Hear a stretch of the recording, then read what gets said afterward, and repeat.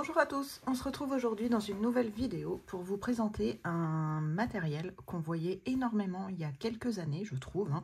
Sur YouTube, on le voyait beaucoup, il y a 4-5 ans, et maintenant on le voit plus beaucoup, et je trouve ça dommage, donc je ne l'avais pas. Donc j'ai investi dans ce matériel-là, et j'ai fait plusieurs tests, donc je voulais faire une petite présentation découverte avec vous. Donc il s'agit des Brosho. Voilà, donc une poudre aquarellable qui se présente donc sous différents packs. Là, moi j'ai pris le pack de 12 couleurs. Je vous mettrai le tarif un petit peu plus haut et le lien Amazon dans la description. Donc ça se présente comme ça. Vous recevez en 12 couleurs. Mais bon, j'ai déjà un petit peu testé pour pouvoir faire la vidéo et la mise en route. Donc c'est pour ça que vous voyez certains trous dans certains. Donc pour ça, moi personnellement, il me faut plusieurs matériels parce que j'ai fait plusieurs tests. Donc dans un premier temps, les petits pots de Brosho. Je prends un pinceau qui ne vaut rien. Donc là, c'en est un de chez Action. Vous comprendrez pourquoi il ne faut pas que ce soit un pinceau très cher. Il faudra des cotons-tiges, un pinceau au réservoir d'eau, une craie grasse. Donc là, moi, j'ai pris la blanche, vous verrez. Donc la blanche, et j'ai pris du kit expressionniste. Voilà, donc la blanche.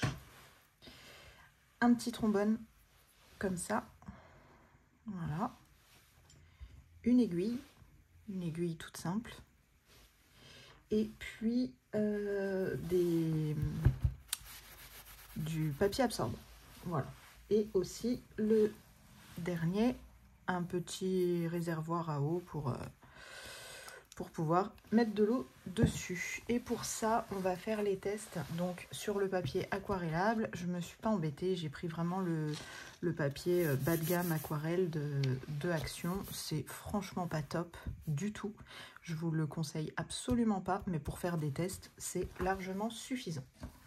Donc dans un premier temps, on va revenir sur les petits pots. Les petits pots se présentent comme ça. Vous avez donc la couleur ici. C'est des pots de 15 grammes. Donc dedans, j'en ai ouvert un seul pour vous montrer. Je ne veux pas tous les ouvrir parce que c'est très volatile hein, quand même. Voilà, donc ça se présente une poudre comme ceci à l'intérieur. Il n'y a pas d'odeur. Il n'y a pas d'odeur particulière ou ouais si. Ouais, mais c'est léger, c'est pas dérangeant. Mais je vous conseille pas d'enlever les petits contours comme ça de protection. Alors ça, sur quelques-uns, j'en ai d'enlever, mais pas sur tous. Donc c'est pas gênant, hein, c'est pas grave. Mais je vous conseille pas de les enlever, comme ça, vos pots, ils risquent pas de s'ouvrir. Dedans, ensuite, ce que j'ai fait, c'est que je vais en faire un avec vous, justement, j'en ai gardé un. J'ai fait des petits trous avec l'aiguille ici. Et un plus gros trou au milieu, ici, avec ça. Voilà. Pourquoi différents trous? C'est parce qu'il y a différentes tailles de pigments à l'intérieur. Il y en a des petits, des moyens et des plus gros. Donc, celui-ci, je ne l'ai pas fait. Ce que j'ai fait, c'est que j'ai pris mon aiguille et tout simplement, hop, je suis venue faire des petits trous comme ça. Voilà. Et avec le trombone au milieu, hop, j'ai fait un trou et vous voyez, je tourne pour élargir un petit peu le trou et faire qu'il soit plus gros que les autres. Comme ça, les plus gros pigments pourront sortir par là. Donc voilà, j'ai fait ça sur tous les pots. Comme ça, ils sont prêts à être utilisés. Et donc le trombone et l'aiguille, on n'en aura plus besoin. Et il y a un élément aussi que je vous ai pas dit, qu'on aura besoin, mais c'est... Alors, je vais essayer de ne pas faire de pub, mais voilà, ce n'est pas une bouteille d'eau, c'est de l'eau de Javel. De l'eau de Javel, vous comprendrez pourquoi. Alors, on va prendre un papier aquarelle. Donc, je les ai tous swatchés ici. Donc, en swatch, c'est comme ça. C'est ces couleurs-là. Il y en a des sympas, il y en a des un peu moins sympas. C'est à moitié granuleux. Ça fait texture granuleuse quand même. Alors ça se voit plus sur certaines, notamment la noire ici. Voilà, ça fait vraiment un petit peu texture granuleuse, et sur la leaf green aussi, celle-ci. Et la purple, elle est super jolie. Voilà donc pour les petits tests, le nuancier, pour les 12 couleurs. Mais là, ce qu'on va voir, c'est différentes techniques. Donc hier, je me suis amusée à faire vraiment tout plein de choses, et vous verrez qu'il y a différents effets assez sympas qu'on va découvrir ensemble. Alors, je prends ma feuille de papier. Donc ça, c'est le carnet aquarelle d'Action. Je crois qu'il n'est même pas à 1 €, il me semble, à Action. Je ne sais plus trop le prix. Mais bon, il n'est pas cher, mais il vaut franchement pas plus. Voilà. Alors, dans un premier temps, ce qu'on peut faire, déjà, on prend une... donc là, c'est la ultramarine. Et avec les petits trous, donc vous allez voir que la poudre, elle sort. Donc, il ne faut vraiment pas en mettre beaucoup. Là, vous voyez, je vais vous montrer un peu de plus près. J'ai vraiment pas mis grand-chose. Mais en prenant mon petit pchit, là, on va voir tout de suite l'effet. Voilà. Donc, dans le bleu, on va retrouver du violet. Voilà, c'est assez sympa. Donc, soit on peut laisser ça comme ça, ou après, ce qu'on peut faire également, avec notre pinceau à réservoir d'eau, c'est venir étaler les pigments aussi. Ça, c'est possible. Ouais, c'est vraiment pas le papier qu'il faut. C'est vraiment pas top. Après, il y a une autre chose qu'on peut faire, c'est mouiller le papier et mettre les pigments après. Et là, ils vont tout de suite se dissoudre. Voilà, on peut mettre une autre couleur. On va mettre du vert. Ouais, alors le vert, c'est bizarre, mais la poudre verte, elle est orange, vous voyez? Donc là, c'est bien du vert. La poudre est orange. Et après, avec le contact de l'eau, voilà, elle va devenir verte. Donc bon, bref, ça, c'était un petit plus. Voilà. Et donc, quand on met la poudre directement sur l'eau, bah, ça fait un effet un petit peu différent. Donc, voilà pour la première technique. On met la poudre, on pchite l'eau dessus, on humidifie le papier et on met la poudre au-dessus. Ensuite, ce que j'ai testé hier, donc je reprends ma petite palette donc, que j'ai eue sur Temu aux alentours de 8 €, qui est très très bien, la palette en céramique. Et puis, on peut en mettre directement donc, dedans. Donc, pas besoin d'en mettre beaucoup, hein, vous voyez. J'en ai vraiment pas mis beaucoup. Et puis, donc, hop, on vient humidifier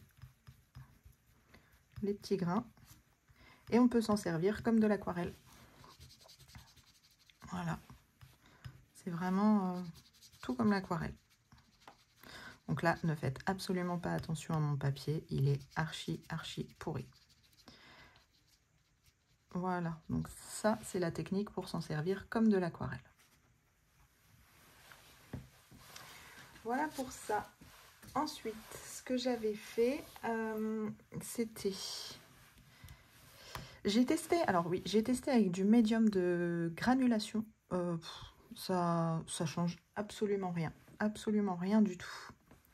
Je pensais que ça allait faire un effet de différentes couleurs, etc. Mais non, ça change rien. Alors après, on verra, il y a d'autres couleurs assez sympas qui se révèlent un petit peu. C'est l'autre vert, celui-ci. Donc pareil, poudre orange. Et là, vous allez voir, ça se révèle vraiment. Voilà, et là, il y a du jaune dedans. Alors, c'est vrai que ça fait un effet un petit peu feu d'artifice. Et ça, j'aime bien.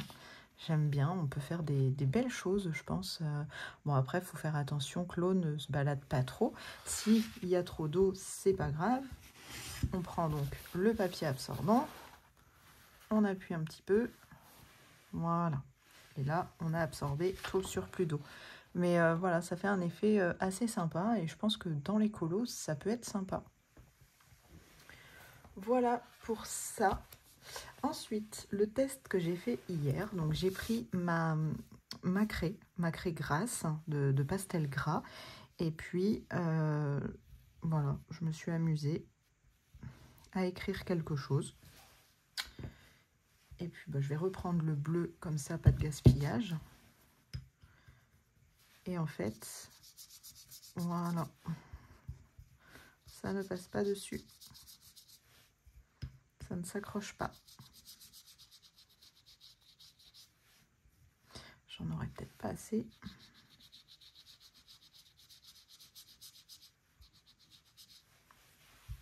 Voilà, donc je sais pas si là vous allez bien voir. On va rajouter du... Bon, ça va faire du marron, ça va pas faire un truc très joli. Violet peut-être plutôt. Hop, voilà, on voit un petit peu mieux. Vous voyez, donc avec le pastel gras, eh bien ça passe pas. Donc c'est vrai que par exemple, si on veut faire, je sais pas moi, comme un système plus ou moins d'aurore boréale, un truc assez sympa, on va prendre le noir. Voilà, on va prendre le noir. Hop, je mets un petit peu de poudre. Ensuite, on va mettre l'eau.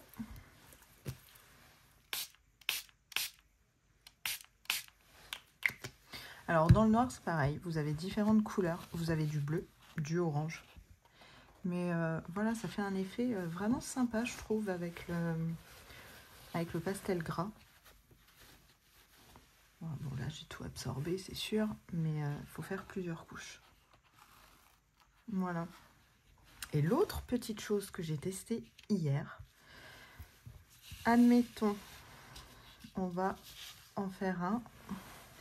On va prendre le citron. Le citron, vous allez peut-être pas voir, un rouge peut-être serait plus correct, ou le vert foncé. Voilà, on va prendre ce vert là. Donc, on met la poudre. Ce coup-là, je vais pas venir. On va imaginer qu'on est sur un livre de colo et on veut pas mettre d'eau partout. Donc, je viens pas mettre un pchit d'eau, ça sert à rien. Je prends mon pinceau à réservoir d'eau et je viens aquareller ma petite poudre. Et forcément, j'ai plus d'eau. Ça va le faire. Voilà. Et donc, on vient aquareller. Donc, on a le petit effet de granulation qui apparaît. Mais on peut rajouter des effets à ça. Et ça, je m'en suis rendu compte, que ce soit sur mouillé ou sec. Donc là, on fait attention. On prend sa javel. On prend le petit pinceau qui ne craint rien. On met de la javel sur le petit pinceau. Hop, en faisant toute attention à ses vêtements. Et là, je viens mettre, voilà, la javel dessus. Et ça va nous faire un effet hyper sympa. Admettons, si on veut faire une fleur. Là, c'est vraiment fait grossièrement. Mais voilà. Vous voyez cette différence de couleur? La javel a un effet de... Ouais, là, on ne voit pas parce que c'est mouillé. Mais ça donne une réaction, la javel. Et c'est plutôt sympa. Donc, on va essayer sur quelque chose qui est sec. Donc ça, c'était mes tests d'hier qui sont complètement secs. Donc on va essayer sur le violet ici. Donc je remets de la javel sur mon pinceau. Et là, hop, même quand c'est sec, ça fonctionne. Donc il y a un petit délai, hein, forcément. Mais vous allez voir que au fur et à mesure, on voit l'encre qui s'efface. Donc je sais pas, admettons, vous avez dépassé avec le brechot et vous voulez l'effacer, je pense. Donc là, on va y aller avec une couleur assez foncée, le marron par exemple. Je pense que si on passe la javel un petit peu, hop, on va laisser agir. Vous voyez déjà, il y a une petite réaction. Et ça s'efface gentiment, tout doucement, ça s'efface. Regardez au niveau de notre fleur qu'on a fait. Voilà, ça fait un effet franchement plutôt pas mal. J'aime beaucoup. Donc après, hop, je pose mon pinceau. Ce que j'ai fait, c'est que je suis venue prendre donc un coton-tige, pareil, que j'ai mis dans la javel. Et puis, on va faire des petits points. Voilà, donc sur le marron, on va laisser agir. Et sur le violet, on va faire des petits points aussi. Là. Voilà, on va laisser agir tout ça. Donc vous voyez, sur le violet, la javel, tout de suite, ça fait un effet. Sur le marron aussi. Et là où on a fait des traits, c'est en train de le faire. Voilà. Et ça, je trouve ça vraiment chouette de pouvoir rajouter des petites choses. Donc après, une fois que vous avez la javel, donc c'est sec, hein, tout de suite. Si jamais vous voulez venir aquareller, admettons, hop, changer la couleur de votre fleur. Je suis restée sur l'aquarelle bleue du brechot qu'on a fait tout à l'heure. La javel étant sec, et bien ça ne remettra pas en blanc. Ça restera bien avec la couleur que vous avez choisie.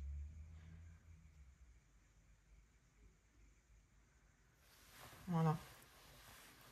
Et là, hop, on veut faire un petit effet en plus, mettre des petits points blancs autour de notre fleur.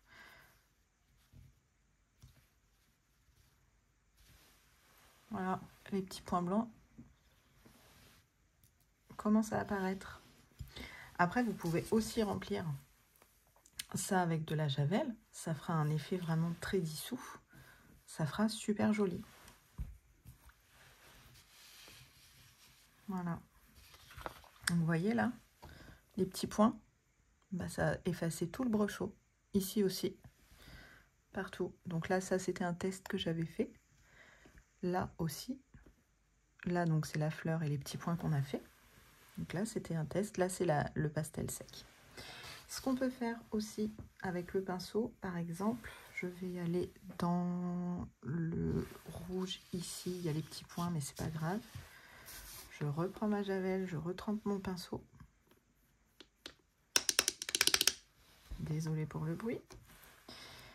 Et je mets mon pinceau bien droit de manière à éclater les... Et je tourne. Voilà. Donc là, on aura un cercle de dessiné, forcément. Voilà. Mais ça s'efface.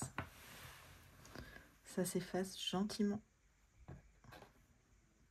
Donc pour des effets océan, pour dessiner des pieuvres, des choses comme ça, et ben en fait, une fois que vous avez fait votre base partout, avec la javel, et ben ça permet de revenir redessiner des choses et même de recolorier par-dessus, hein, c'est pas bien gênant.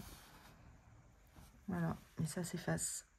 Donc même si vous débordez un petit peu de javel sur le contour, donc il faut y aller mollo parce que bah, le papier, certains papiers comme le papier Amazon, je ne suis pas bien sûre qu'ils supporteraient la javel. Mais de manière à effacer, ça fonctionne. Et vous pouvez aussi diluer donc la javel à l'eau. Là, moi, c'est très peu de javel diluée dans beaucoup d'eau. Hein.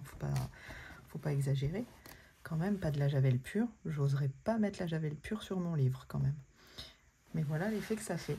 Et ça, je trouve ça vraiment sympa pour différents essais, pour différentes techniques, pour faire différentes choses. Ça peut donner des petites textures assez sympas. Voilà. Et vous pouvez le faire aussi bien. Voilà, comme tout à l'heure, on l'a fait mouiller sur la javel mouillée. Vous voyez? Ça donne une texture complètement différente. On va en refaire un. On va mettre le Scarlet, le rouge. On va mettre ça là. Hop. Voilà. On va mettre de l'eau. Voilà. Je vais venir essuyer parce que j'en ai mis un petit peu sur mon tapis. Voilà. On enlève le surplus d'eau. Et là, avec la javel, je viens en mettre tout de suite. Vous voyez, tout de suite l'effet. Ça repousse le pigment. Donc là, ça fait effet tout de suite parce que le papier n'est pas sec.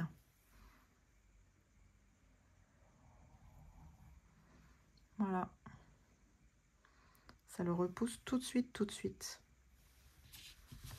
Donc après, même sur la javel en plus, pour donner de la profondeur à notre petite écriture faite avec le pastel. Voilà.